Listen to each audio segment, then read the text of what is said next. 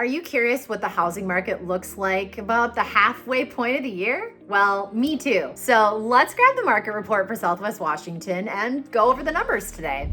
Hi there, I'm Cassandra Marks, also known as Realtor Cass, and it's been one heck of a crazy year so far in the real estate world. And the most recent interest rates that I have seen have been somewhere between 6.5% and like 7.25%, which is up from 5.5% at the same time last year. With climbing interest rates, where does that leave home prices? A lot of people have been asking me this question. So when comparing 2022 to 2023 through the end of June, the average sales price in Southwest Washington is up 3.3%. The new sales price is $579,800, up from $561,500. And the median sales price is up 4.3%. And it is up to $521,600 from $500,000 last year. But due to the rising interest rates, both the average sales price and median sales prices are actually down about 1% since the beginning of the year. So they're up from last year, but they're down so far this year. Historically, they have tracked home appreciation for the last 100 years, and it is shown to be around the 4% rate nationally year over year. Some years, though, we see decreases like 8.4% decrease year over year during the first 3 quarters of 2008. And then reversely, we saw a 16.9% appreciation between 2020 and 2021. So next, let's talk about listings, pendings, and sold homes here in Southwest Washington. First, we need to see where we are with the new listings year over year, and it's been a little brutal.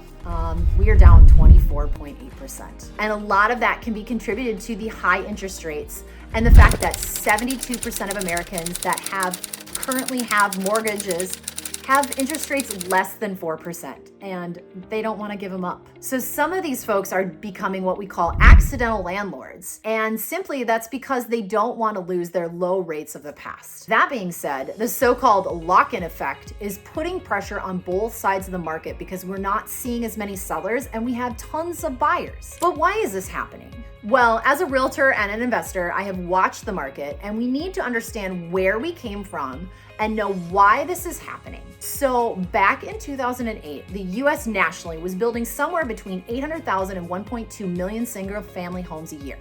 Then the crash happened, and in 2009, 10, 11, and 12, there was only about 1.2 million total single family homes built. Well, that's kind of where the problem started. And it wasn't until 2021 where we as a country got back to building that 1.2 million single family homes annually. But we weren't making it the other years. So all the way up there has now compounded, and we are short about 5 to 6 million single family homes.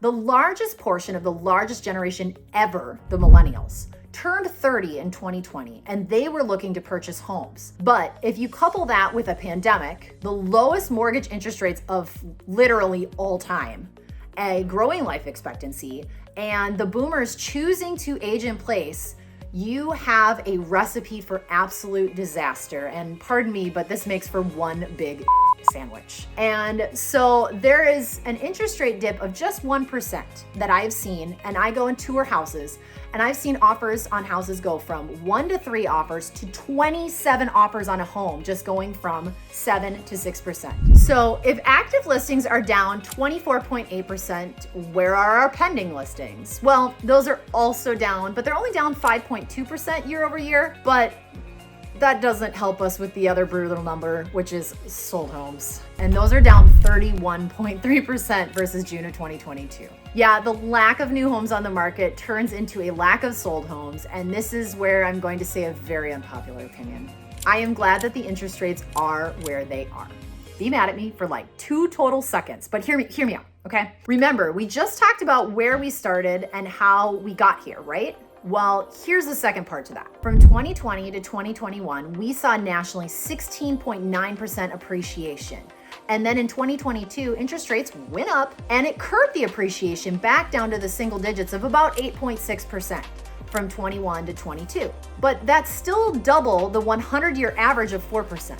And the powers that be needed to get the housing prices under control or make them forever unaffordable for future generations. I mean, we have talked about how just a 1% point drop of interest rate amount, and then the buyers just come back out in droves exponentially. And that causes us to go back to the times where people are waiving their whole home inspections, sometimes waiving all of their contingencies completely, and also paying $100,000 over in cash for a home listed at $500,000. Well, if you don't have $100,000 in cash in the bank, the less competition is much, much better. So the high interest rates have also caused the days on market to rise by 17 days since June of 2022. So that means that the homes that are on the market are also not desirable for a multitude of reasons. And those can be price, affordability, location, and condition. With the buyers having access to information on the internet, they are very knowledgeable on what a home is worth. So with tighter budgets because of inflation,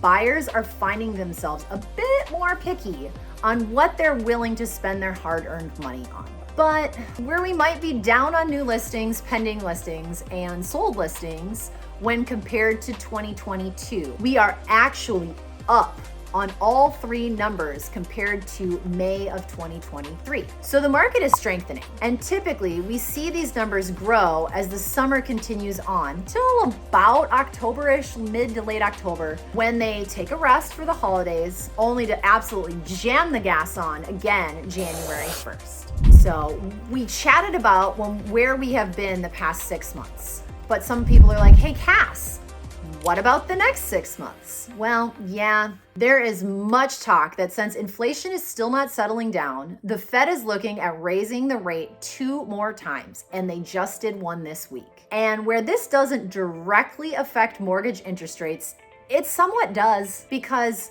the rising inflation means that people are spending more to put food on the table, clothes on themselves, to travel, and even to just put gas to drive to work. So this will keep people from wanting to spend more per month with the higher interest rates. But it will also keep home appreciation to a relative minimum. So if you can afford it, it now is an absolute great time. Many buyers are getting the repairs they should be able to get, seller-paid closing costs, and even seller-paid interest rate buy-downs for either a 1-1, a 2-1, or even a 3-2-1 buy-down. It just depends on the property, the seller's situation, and honestly, how good your buyer's agent is at negotiating. The deals are out there, 100%, and so are the homes, if you are a bit more open with your home requirements. So there you have it. Appreciation is up year over year, but down a little since last month. And the new listings, pending listings, and sold listings are dramatically down from last year, but